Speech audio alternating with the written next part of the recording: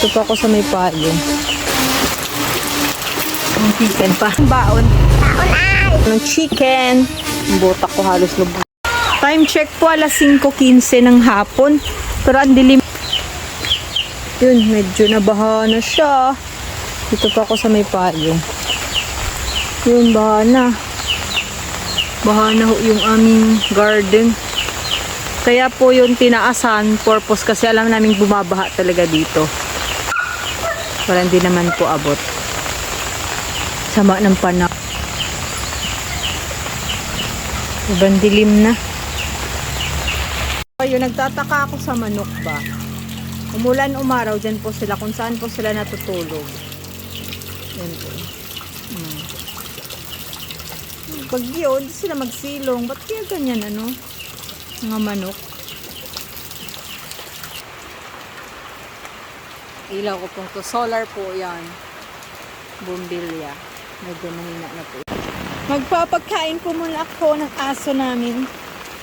Stay! Stay! Pinapaalaga lang po sa amin ito. Oh, kain. Dali, good boy.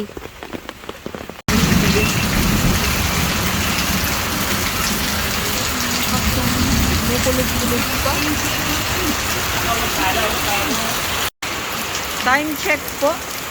Alas 8:16 ng gabi. Ang lakas ng ulan. Baha na naman yung petsayan ko bukas. Uy. Lakas. Time check po, 7:54. Aatid ko lang po sa bata sa school. I-update ko yung aking petsayan kasi bumabaha po dito pag umuulan. Magdamag pong umulan. Ayun, swimming pool po siya ngayon. Fish pond. Yan, pero hindi naman siya abot. Good thing na rin siguro yun.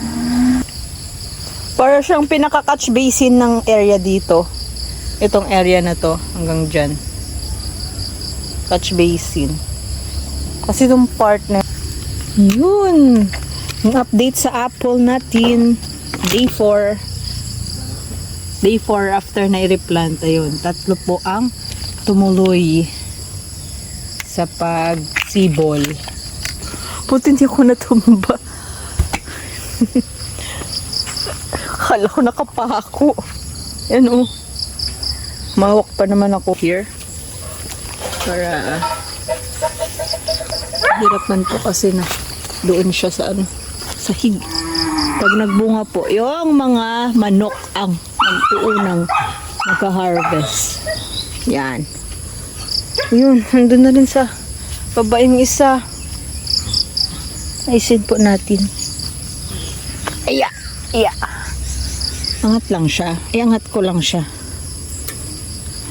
Nag-vine na po talaga siya. Oh. Dito ka na. Huwag ka na dyan. Alam ko gusto mong gumapang sa gubat. Nabali na. Oh. Bali na siya.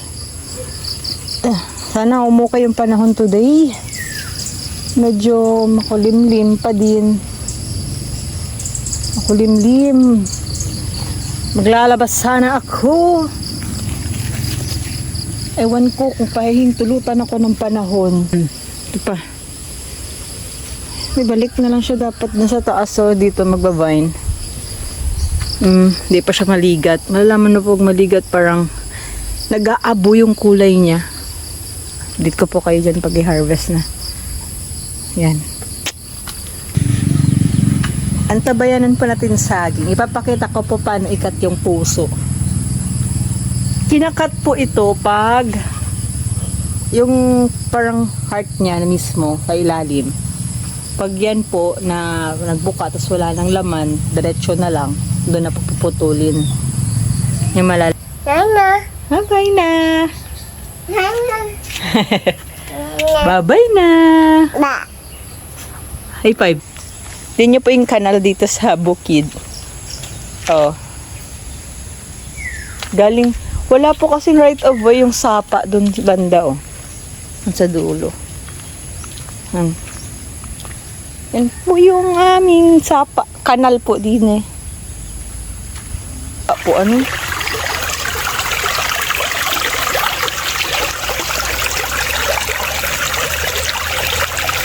Taba-taba oh.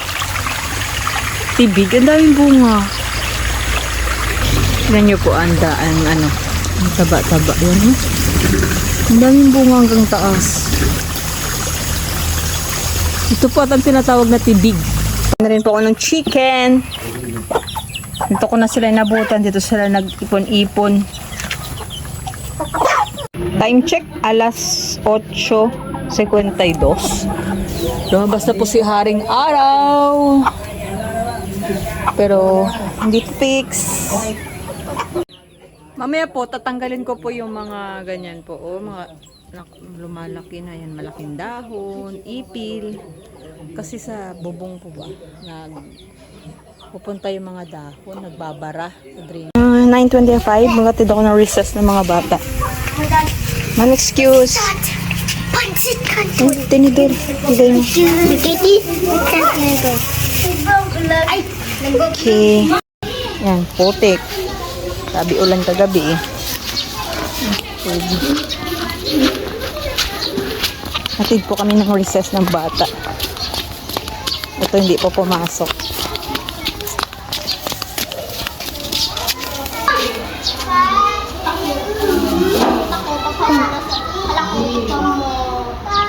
Bigay mo na yung plastic. ano yun?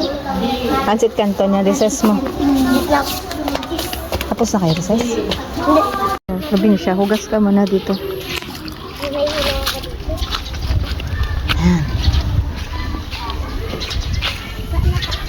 Uwi na po kami. Atid ko lang yung recess ng bata.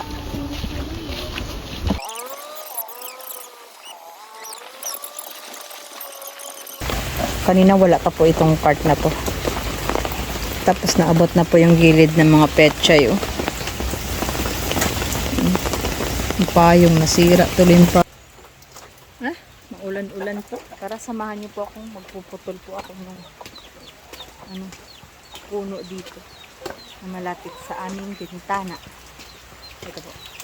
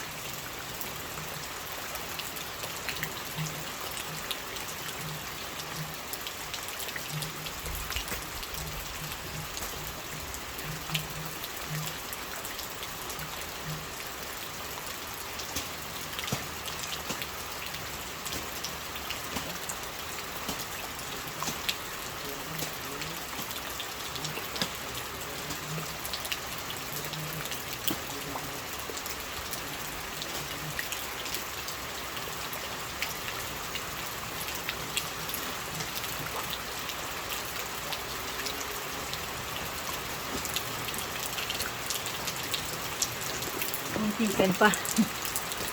Ngayon, stop na ako kasi lumalakas na yung ulan. Hirap pag ganitong panahon. Himik. Ang bukid. Malalim po ito dito.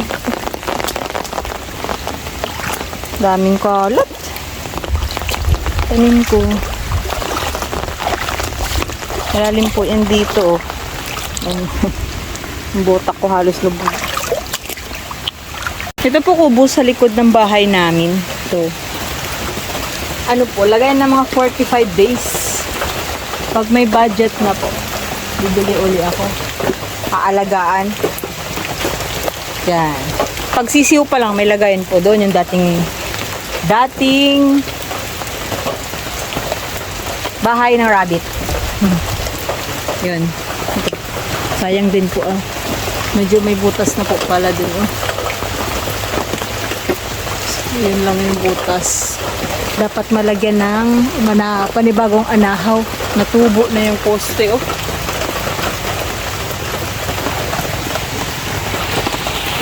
Hanggang dito na lang po muna. Hanggang sa muli. Ingat po at masamang panahon. Salamat.